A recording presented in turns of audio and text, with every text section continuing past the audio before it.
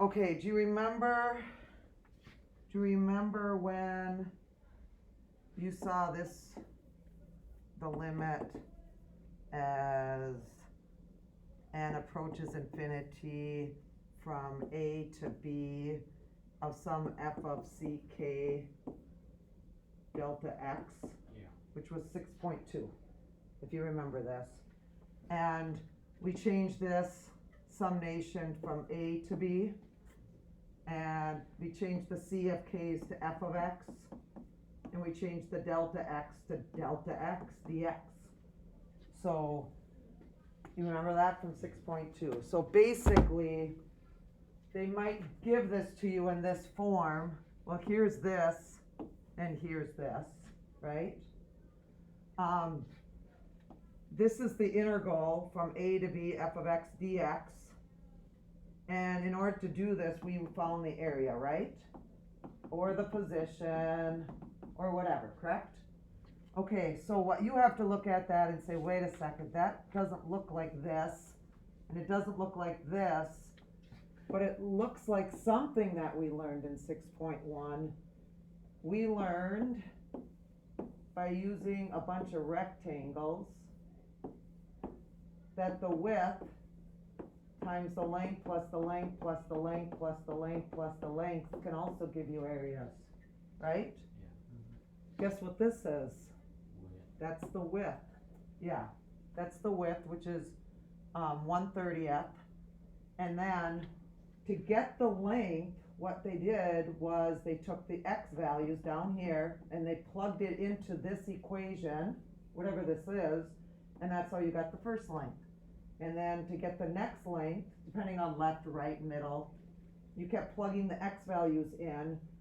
And if it's 1 through 30, or 0 to 30, the widths are what, 1/30? Isn't the width going to be the next 2/30, 3/30, 4/30, 5/30, 6/30, 7/30, right? All the way up to 30 over 30, right? So basically, this is the same thing as the square root of something dx, and all it is the square root of x. Because when you put the first x value into the formula, what's the length going to be? The square root of 1/30th. Then you put the what in there? 2/30. See what I mean? So this is this, and they don't show you this in the book. So they're giving us this, and we're trying to make the formula out of it? Yeah. Okay. Yeah.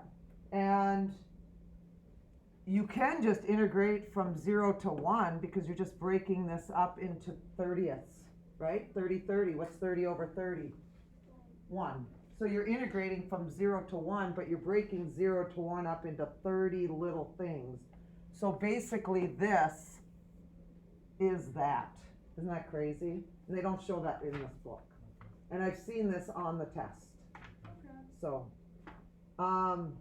like number 3, I'll just do one more and I'll be done. We don't have to do all of these, but I just wanted to show you. So number 3, you've got this weird limit thing, and you got this, and you got this, and then you got 1 over n, and then it goes 1 over n to the second, plus 1 over n, or 2 over n, I mean, to the second, plus dot, dot, dot, dot, and then it's got this weird thing at the end. You're just integrating from 0 to 1 again, right? 0 to 1, it doesn't matter. This is 1 over n, 2 out, this is the width. When you put the first width in, it's going to be something dx. And what's the equation going to be for this one? Using a variable x. The first w, the first width, they're all widths are 1/n, 1/n, then the next one is 2/n, and the next one is 3/n, and the next one is 4/n, all the way out to how many n's you want to do? X squared, yeah. Because that is when you keep plugging those numbers in. It's really only this part that you're staring at, right? The x squared. And like this over here is really just this part, because these are all just x values. when you plug it into the equation. Do you see how that works? So let's just do number 4 since we're having a blast on this. The limit as n approaches infinity of 1 over n of the sine of pi over n plus the sine of 2 pi over n plus dot dot dot dot. You're going to integrate from 0 to 1 something dx. Sine pi. There has to be a what in there though? Sine pi x. Yeah. Because the sine and the pi don't change, it's just the 1 over n, the 2 over n. Basically, it's what doesn't change. It's what doesn't change in the problem, is the sine of pi, right? So, there you go.